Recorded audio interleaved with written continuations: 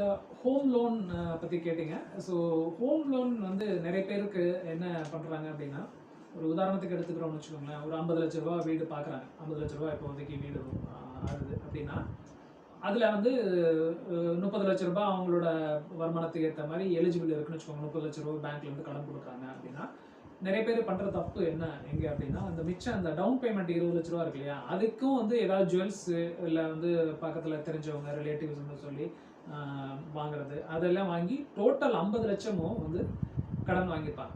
கடன் வாங்கி போட்டாச்சுன்னா இதுக்கு அதுக்கு எல்லாத்துக்கும் கிட்டத்தட்ட 50,000 ரூபா கிட்ட வந்து இஎம்ஐ மந்த்லி மட்டுமே பே பண்ண வேண்டியிருக்கும்.